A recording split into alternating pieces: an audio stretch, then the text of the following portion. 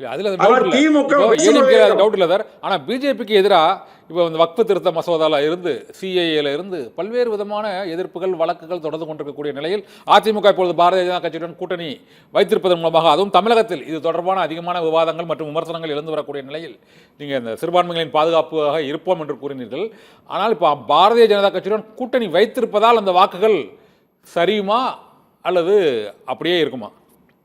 Sir, இது தெளிவா அதிமுக சொல்லியிருக்கு. இது தேர்தல் கூட்டணி மட்டும்தான், இது கொள்கை கூட்டணி அல்ல. பிஜேபிக்கு என்ன கொள்கை இருக்கிறதோ அந்த கொள்கையை அப்படியே நடைமுறைப்படுத்த வேண்டும் என்பது அதிமுக இல்ல. அதிமுக கொள்கை பிஜேபி இல்ல. அப்போ இதில் தேர்தல் வியூகம் என்பது திமுகவை வீழ்த்த தேர்தல் கூட்டணி மட்டும்தான், கொள்கை கூட்டணி அல்ல. ஒன்று. இரண்டாவது, இப்ப வக்ஃபு வாரி சட்டத்திலே அந்த தேர்தல் கொண்டு வரப்பட்ட போது அதிமுக எதிர்த்து போட்டது இல்லைங்களா? பிஜேபியோடு கூட்டணி என்று அறிவித்த பிறகும் கூட ஏன் பண்ணுச்சு? இப்போ சட்டமன்றத்தில் கூட ஏன் திமுக அரசு கொண்டு அதை ஆதரிச்சது?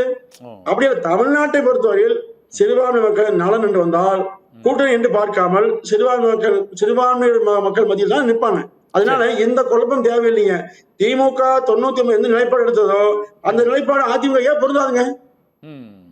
ஓகே. ஆனால் பொங்கல் பண்ணிக்கணும் சார். இன்னொன்று, அதிமுக பாஜக கூட்டணியானது இந்த 2019, 2021, அதன் பின்னர் பிரிந்து 2024 இந்த சூழ்நிலைகளில் ஒரு பெரிய வெற்றியை தேர்தல்களில் பெற முடியலையே சார். சார், நீங்க ஒண்ணு இல்ல, 2021 பாருங்க, 10 ஆண்டு கால அதிமுக ஆட்சி. அப்புறம் மோடிக்கு எதிரான பிரச்சாரம், திமுக கட்டளை தொட்ட பொய்யான வாக்குறுதிகள், அதிமுக ஏற்பட்ட சில உட்கட்சி சலசலப்புகள், இவற்றை எல்லாம் சகித்து கொண்டு தாண்டி அதிமுக வெறும் 3% வாக்குகள் குறையாக மட்டுமே பெற்று ஆட்சி வந்தது. 75 இடங்கள் பெற்றதுங்க. இன்னமும் சொல்ல போனா ஒரு 50 இடங்கள்ல மிக குறைவான 100 இருந்து 500 வரை வாக்குகள் மட்டும் குறையாக பெற்று ஆட்சி இருந்தது.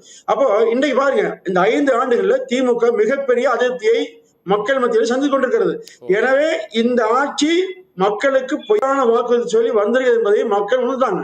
இந்த சூழ்நிலையில் கடந்த காலமே அப்படிங்கிற போது இன்றைக்கு அதிமுக முழுமையாக அறுவடை செய்து மிகப்பெரிய வெற்றியை பெற்று 200 இடங்களுக்கு மேல் பெற்று ஆட்சியை அமைக்கும். உங்களுக்கு எந்த சந்தேகம் வேணாம் சார், நிச்சயமாக நடக்க போறது பார்க்கத்தான் போறோம். ஓகே.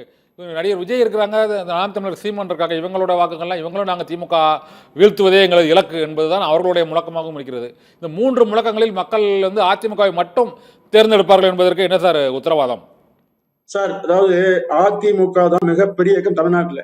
அதாவது எந்த கூட்டணி இல்லாமல் இருக்கிற போது மிகப்பெரிய வாக்கு வங்கி உள்ள அதிமுக. திமுக கூட்டணியால் வலிமையான இயக்கம், அவ்வளவுதான். கூட்டணியால் ஆட்சியில் இருக்கிறது, அவ்வளவுதான்.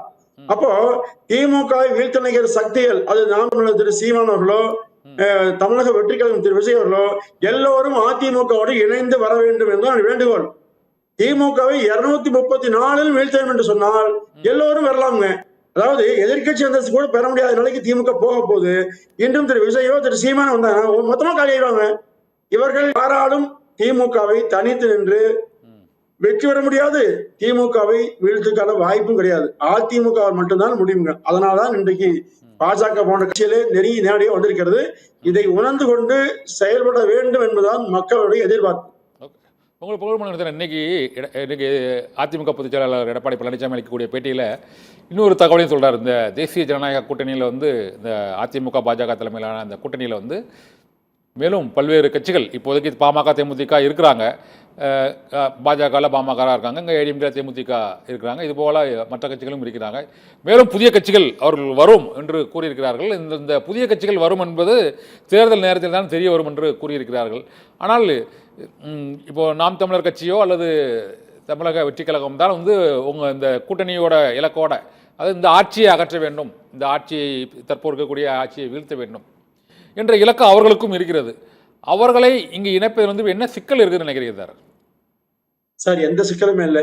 ஒரே ஒரு சிக்கல் இருக்குமா சார்? எந்த சிக்கலும் வராது. எல்லா சிக்கலையும் அதிமுக பொதுச் செயலாளர், மிக மூத்த தலைவர், தேர்தலில் 50 ஆண்டு காலம் அனுபவமுடையவர், முன்னாள் முதலமைச்சர், அவருக்கு நிச்சயமாக தெரியும். அவர் நிச்சயமாக எல்லாவற்றையும் சரி செய்து இந்த கூட்டணியை தலைமை தாங்கி மிக சீராக கொண்டு செல்வார். 2026 நீங்க நினைக்கிற மாதிரியே திமுக கூட்டணி கட்சிகளை தவிர மீதி அனைத்து கட்சிகளும் கூட்டணியில் திரளுங்க. அதற்கான வாய்ப்புகள் பிரகாசமா இருக்கிறது. தேர்தல் நெருங்கி வர வர பாருங்க, அதிசயத்தை பார்க்க போறீங்க, ஆச்சரியம் உருவாக போகுது. இப்போ இந்த அதிமுக பிரிந்து போனவர்கள் அது அதிமுகவின் உள்கட்சி பிரச்சனை, அதில் நாங்கள் தலையிட மாட்டோம் என்று உள்துறை அமைச்சர் அமித்ஷா அந்த தேர்தல் அந்த கூட்டணி அறிவிப்பு செய்தியாளர் சந்திப்பில் அவர் வந்து கூறியிருக்கிறார்.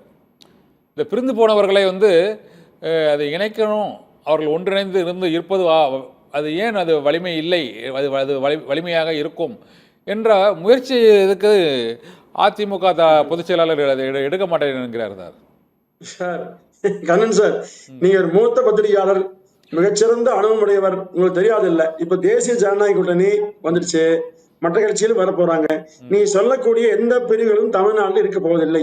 அதிமுக ஏற்கனவே வலிமையாக ஒற்றுமையாக ஒரே இயக்கமா இருக்குது. இனி யாரெல்லாம் வெளியில் இருக்காங்களோ அவர்களும் வந்து கூட்டணி இணைந்து நிச்சயமாக செயல்படுகிற போது இதை சொல்லக்கூடிய கருத்துக்கெல்லாம் காணாம போகுங்க. ஒரே இலக்கு தான், திமுகவை வீட்டுக்கு அனுப்ப வேண்டும், திமுகவை வெளியேற்ற வேண்டும், திமுகவின் ஆட்சியை மக்கள் வேண்டாம் என்று வெறுக்கிறாங்க. இதுதான் அதிமுகவின் தாரக மந்திரம். இதில் அதிமுக எந்த சமரசத்துக்கும் இடம் கூடாமல் திமுகவை வீழ்த்துங்க. இது ஓகே. பொங்கல் மணி சார், நீங்கள் சொல்கிறது ஓகே.